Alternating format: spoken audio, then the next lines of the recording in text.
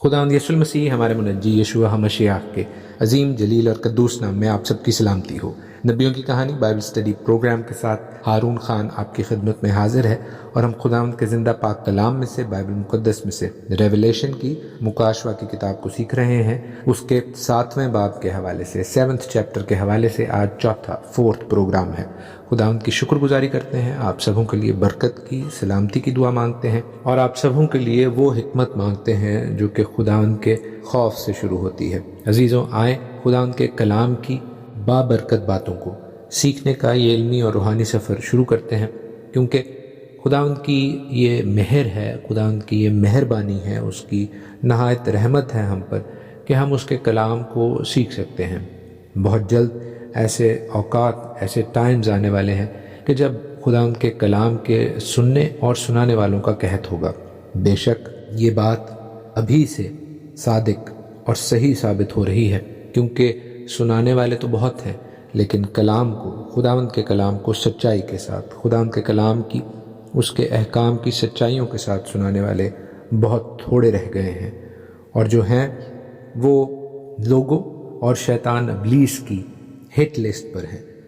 अजीज़ों, खुदावंद के लहू को आप सबों के लिए मांग लेते हैं ताकि आप सिर्फ खुदावंद के कलाम को सुने नहीं, बल्कि उसकी सच्चाइयों को जान लेने के बाद उसमें चलने वाले हों, उसमें बढ़ने वाले हों, उसमें दौड़ने वाले हों, उसमें तरक्की करने वाले हों और खुदावंद के मसीह की गवाही पर कायम रह सकें, उसके कलाम की, आइन की, अहकाम की सच्चाइयों पर कायम रह सकें। अजीज़ों, 7वें बाब के हवाले से, 7th चैप्टर के हवाले से हम 3 प्रोग्राम्स कर चुके हैं और उसमें हमने बेशतर अहम नुकात को कवर किया, लेकिन अभी हमने सिर्फ टिप ऑफ द आइसबर्ग ही देखी है, यानी पहली कुछ इब्तदाई आयात ही को देखा है। हमने उन 4 हवाओं के हवाले से सीखा, उन फरिश्तों के हवाले से सीखा और फिर हमने मशरिक़ की अहमियत को, जहाँ से एक फ़रिश्ता आ रहा था जो ज़िंदा खुदा की मोहर लिए हुए था, और फिर हमने ख़ास तौर पर उन मोहर लगे हुए लोगों के हवाले से सीखा जो 1,44,000 हैं। अजीज़ों, ये 1,44,000 का फिगर, नंबर हमेशा से लोगों के लिए कन्फ्यूजन का और बहुत सी डिस्कशन का सबब बना रहा है, लेकिन मैंने आप सबों के गोश गुजार जो खुदावंद के कलाम से पहले फलों का कॉन्सेप्ट अर्ज़ किया, आपके हजूर रखा। आई एम श्योर कि आप उस हवाले से जान गए होंगे और खुदावंद की शुक्रगुजारी करते होंगे कि वाकई ये कॉन्सेप्ट नहायत सादा और आसान है। इसके अलावा भी, यानी 1,44,000 अगर पहले फल हैं तो इसका मतलब है कि कौम के बकिया लोग भी खुदावंद के हुजूर पाक किए जाएंगे। ये वो ख़ास हिस्सा है जो मखसूस किया गया है। क्यों मखसूस किया गया है, इसके हवाले से हम देखते हैं कि मज़ीद हमें कुछ देर में पता चलता है कि ये वो लोग हैं जिन्होंने अपने आप को आलूदा नहीं किया। Those who have not associated themselves with uncleanliness। और अजीज़ों, इस हवाले से एक ख़ास कॉन्सेप्ट, एक ख़ास आइडिया खुदावंद की कौम इसराइल की शादी के तनाजुर में देखा जा सकता है। अगर हम उस ख़याल को समझें तो बहुत सी चीज़ें हमारे लिए आसान हो जाएंगी, और ये कलाम मुक़द्दस की रोशनी ही में होगा, लेकिन इसराइली कल्चर के बैकग्राउंड और कॉन्टेक्स्ट में, यानी इसराइली जो तहज़ीब है, जो मुआशरा है, उसको समझने की भी ज़रूरत है। और चूँकि वो हमारे मशरक़ी मुआशरे से, जो कि इंडिया पाकिस्तान का मुआशरा है, काफ़ी करीब तर है, इसलिए हमें उसकी समझ नहायत आसानी से आ जाएगी। अजीज़ों, हम सब इस बात से, इस हकीकत से, इस फैक्ट से वाकिफ़ हैं कि खुदावंद यीशु मसीह अपनी दूसरी आमद को शादी के साथ रिलेट करते हैं, शादी के इस तारे को, सिंबल को इस्तेमाल करते हैं। वो कहते हैं कि मैं जाता हूँ कि तुम्हारे लिए जगह तैयार करूँ, और मैं जाता हूँ क्योंकि दुल्हा जाता है इसराइली कल्चर में और दुल्हन के लिए जगह तैयार करता है। और बेशक कलीसिया को दुल्हन कहा गया है और हमें दुल्हन की तरह तैयार होने के लिए भी कहा गया है, दुल्हन की तरह अपने आप को पाक और साफ़ और रेडी रखने के लिए भी कहा गया है। तो अगर हम उस तनाजुर से देखें अजीज़ों, तो हमें इल्म होता है कि जब दुल्हा आता है, यानी खुदावंद यीशु मसीह जो हमारा दुल्हा है, वो अपनी दुल्हन यानी कलीसिया को लेने आता है, तो इसराइली कल्चर में उस दुल्हा के साथ उसके ऐसे दोस्त जो कुंवारे होते थे, जिन्होंने अपने आप को आलूदा नहीं किया होता था, وہ اس سے پہلے اس کے ساتھ آتے ہیں۔ اور اگر ہم ان 1,44,000 لوگوں کو اس تناظر میں دیکھیں تو بے شک یہ خداوند کے خاندان کا حصہ ہیں، کیونکہ وہ اسرائیلی تھے اور یہودی تھے۔ یاد رکھیں کہ خداوند یسوع المسیح کی یہ ہیریٹیج، یہ میراث، یہ آئیڈینٹی بہت ضروری ہے۔ وہ کسی بھی دنیا کے قبیلے سے، قوم سے پیدا ہو سکتے تھے، لیکن انہوں نے اپنے کلام کو اور اپنی قوم کو خاص ترجیح دی اور اس آئیڈینٹی کو بھی اون کیا، اس تشخص کو بھی اون کیا کہ وہ اسرائیل میں اور خاص طور پر یہودا کے گھرانے میں آئے۔ اس لیے ان کا ایک ٹائٹل یہودا کا ببر ہے۔ یہ میری نہیں، یہ کلام مقدس کی انڈرسٹینڈنگ ہے، فیکٹ ہے۔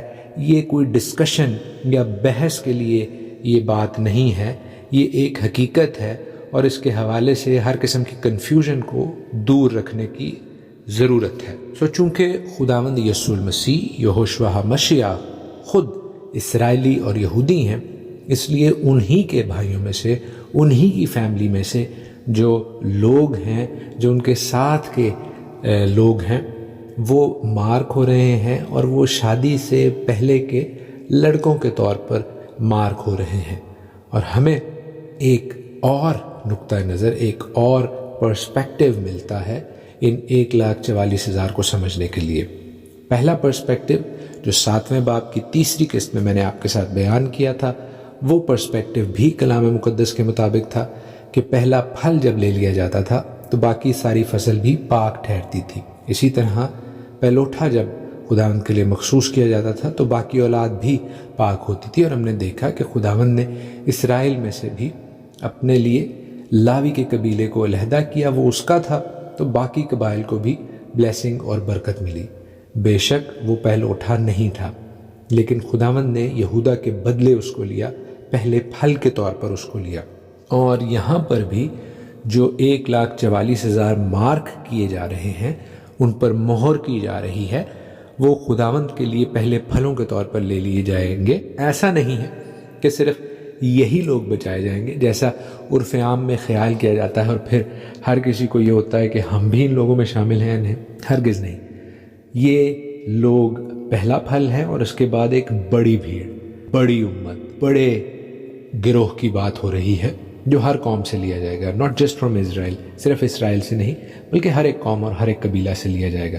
بٹ پہلا پھل اسرائیل ہی کے قبیلے ہیں، اور اس میں کوئی دو رائے نہیں ہے۔ That is what the word of God Cs.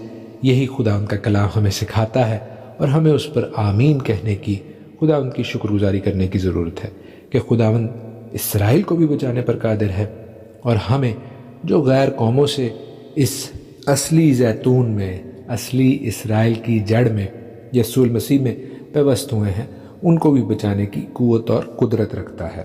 اس حوالے سے ہم نے مارک کرنے کے، مہر کرنے کے، نشان کرنے کے حوالے سے حزقیل 9 میں پڑھا، حزقیل کے 9ویں باب میں پڑھا، اور ہم نے دیکھا کہ ان لوگوں کو مارک کیا جا رہا ہے، ان لوگوں پر مہر کی جا رہی ہے جنہوں نے اپنے آپ کو آلودہ نہیں کیا دنیا کی رسومات میں، ان باتوں میں جو غیر قوموں کی تھیں، ان میں پڑھ کے اپنے آپ کو آلودہ، انکلین نہیں کیا۔ اور یہ 1,44,000 بھی، ان کی کیا خاصیت ہے کہ یہ انکلین نہیں ہوئے، یہ آلودہ نہیں ہوئے۔ ان کے حوالے سے ریویلیشن 14:1 میں لکھا ہے، مکاشفہ کے 14ویں باب کی پہلی آیت میں، کہ پھر میں نے نگاہ کی تو کیا دیکھتا ہوں کہ وہ برہ سیون کے پہاڑ پر کھڑا ہے، اور اس کے ساتھ 1,44,000 شخص ہیں جن کے ماتھے پر اس کا اور اس کے باپ کا نام لکھا ہوا ہے۔ عزیزو، 4 آیت میں بڑا واضح لکھا ہوا ہے کہ یہ وہ لوگ ہیں جو آلودہ نہیں ہوئے بلکہ کنوارے ہیں۔ جیسے میں آپ کو شادی کے کانسیپٹ کے حوالے سے بتا رہا تھا کہ these are those people who have not made them unclean, اور یہ برہ کے ساتھ ہیں۔ کیوں برہ کے ساتھ ہیں؟ جیسے میں نے آپ کو مشرقی اسرائیلی شادی کے حوالے سے بتایا کہ دلہا کے ساتھ اس کی فیملی کے وہ لڑکے آتے تھے جو غیر شادی شدہ ہوتے تھے۔ یہ آیات ہمیں اس کانسیپٹ کے تناظر میں بہتر طور پر سمجھا رہی ہیں ان 1,44,000 اشخاص کا سٹیٹس، آئیڈینٹی اور تشخص۔ پیشتر اس کے کہ ہم اس سے آگے بڑھے ہیں عزیزو، میں اس بات کی جانب بھی آپ کی توجہ دلانا چاہتا ہوں کہ جو 12 قبیلوں کا ذکر ہے، جن 12 ٹرائبز کا ذکر ہے، ان میں 2 قبائل شامل نہیں ہیں۔ وہ 2 قبیلے کون سے ہیں؟ عزیزو، وہ 2 قبیلے ہیں، افرائیم اور دان کا قبیلہ۔ افرائیم یہ کون سا بیٹا تھا؟ یعقوب کا۔ عزیزو، یہ 12 قبائل یعقوب سے یا اسرائیل کے ساتھ منسوب ہیں، اس کے ساتھ لنکڈ ہیں۔ کیوں؟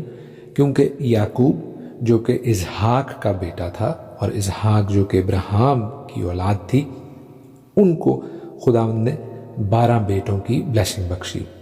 یعقوب کی یا اسرائیل کی جو شادی تھی وہ پہلے لیا سے، راخل کے بہانے ہوئی اور پھر راخل سے بھی ہوئی، لیکن ان کی 2 بیویاں اور بھی تھیں، بلہا اور زلفا۔ اور ان 4 بیویوں سے، یعنی 2 جو بیویاں تھیں اور جو آگے 2 بلہا اور زلفا تھیں، وہ لونڈیاں تھیں ان دونوں بیویوں کی۔ ان کے ساتھ یہ 12 بیٹے پیدا ہوئے۔ دینا بھی تھی، بیٹی بھی تھی، لیکن ہم 12 بیٹوں کی بات کر رہے ہیں۔ اور ان 12 بیٹوں میں عزیزو منسی اور افرائیم شامل نہیں تھے۔ منسی اور افرائیم اس وقت شامل ہوئے جب یوسف کو، جو کہ یعقوب کے بیٹے تھے، ان کو خداوند نے اولاد کی برکت بخشی ایجپٹ میں، مصر میں، اور یعقوب جب ان کو ملنے آتے ہیں تب وہ ان کے دونوں بیٹوں کو، منسی کو بھی اور افرائیم کو بھی، بلیسنگ دے کر، برکت دے کر اپنے بیٹوں میں شامل کر لیتے ہیں، تاکہ ان کے نام سے یوسف کا قبیلہ جاری رہے۔ یوسف کا جو قبیلہ ہے وہ غائب ہو جاتا ہے اور اس کی جگہ 2 قبائل آ جاتے ہیں، یعنی منسی کا اور افرائیم کا۔ یوں اسرائیل کے 13 قبائل 13 ٹرائبز ہوتے ہیں، بٹ اس میں سے بھی لاویوں کا قبیلہ علیحدہ کر لیا جاتا ہے خداوند کے لیے، تو پھر 12 قبائل رہ جاتے ہیں، 12 ٹرائبز رہ جاتے ہیں۔ اور یہی 12 ٹرائبز جو ہیں along with لیوائٹس، لاویوں کے قبیلے کے، جو خداوند کے لیے مخصوص ہے، بیابان کا سفر طے کرتے ہیں اور اسرائیل یا کینان کی سرزمین میں بالآخر جاتے ہیں۔ عزیزو، ان ٹرائبز میں سے ہم دیکھتے ہیں کہ اب افرائیم غائب ہے اور دان کا قبیلہ غائب ہے۔ افرائیم کیوں غائب ہے، دان کا قبیلہ کیوں غائب ہے، اس کے حوالے سے بہت سی اسپیکولیشنز ہیں، بہت سی تھیوریز ہیں، بہت سے نظریات ہیں۔ ہم ان ساروں کو تو ڈسکس نہیں کر سکتے، لیکن مختصراً 1-2 اہم چیدہ باتیں میں آپ کے گوش گزار کیے دیتا ہوں۔ پہلے تو یہ کہ یہ اسکرائبل ایرر ہے، کتابت کی غلطی ہے، اور دراصل وہی 12 ٹرائبز 12 ٹرائبز ہونے چاہیے تھے جو کہ اسرائیل میں وعدہ کی سرزمین میں گئے تھے۔ عزیزو، میں اس خیال سے اس لیے اگری نہیں کرتا کیونکہ اسکرائبل ایرر ایک قبیلے کے حوالے سے ہو سکتا ہے، چھوٹی یا آدھی غلطی ہو سکتی ہے، اس طرح 2 قبیلوں کے نام کے حوالے سے غلطی ہونا صریحاً ہے، یہ پاسبل نہیں ہے۔ سو ہم اس خیال کو، اس تھیوری کو رد کرتے ہیں۔ ہاں، دان کے قبیلے کے حوالے سے، ڈین کے ٹرائب کے حوالے سے، جیسے کہا جاتا ہے کہ وہ نارتھ میں، شمال میں دوسرے قبیلوں میں ضم ہو گیا تھا، تو وہ تھیوری مانی جا سکتی ہے۔ افرائیم کے حوالے سے، افرائیم کے ٹرائب کے حوالے سے اس لیے یہ کہا جاتا ہے کہ چونکہ وہ بڑا قبیلہ تھا اور وہ اسرائیل کی جب سلطنت شمالی اور جنوبی سلطنت میں ڈسٹریبیوٹ ہو گئی تھی، علیحدہ ہو گئی تھی، منقسم ہو گئی تھی، ان کو لیڈ کرتا تھا، اور جب وہ باقی قبائل کو لیڈ کرتے ہوئے بالآخر اسیری میں گیا، بالآخر قید میں گیا، شاہ اسور نے اس کو مار کے تمام قوموں میں تتر بتر کیا، تو افرائیم کے قبیلے کے حوالے سے، from the perspective of the tribe of Ephraim, یہ کہا جاتا ہے کہ وہ اپنی شناخت بھول کر باقی غیر قوموں میں تتر بتر ہو گئے ہیں، اور غیر قوموں کو بھی خداوند اسرائیل کے خدا کے ساتھ جوڑنے کا کام نوئنگلی یا ان نوئنگلی، جانتے ہوئے یا نہ جانتے ہوئے کر رہے ہیں۔ میں اس تھیوری کو مانتا ہوں یا نہیں وہ ضروری نہیں، لیکن آپ کے حضور بتانے کا مقصد یہ تھا کہ بہت سے بائبل اسکالرز اس بات کا صحیح آنسر، صحیح جواب کیونکہ نہیں جانتے، اس لیے مختلف تھیوریز کو پیش کرتے ہیں۔ ہم اس حوالے سے نیکسٹ پروگرام میں کچھ اور سیکھیں گے اور پھر آگے بڑھیں گے۔ آج کے لیے اتنا ہی۔ خداوند آپ کو اپنے پاک کلام سے، آج کے پروگرام سے بہت برکت بخشے۔ آمین۔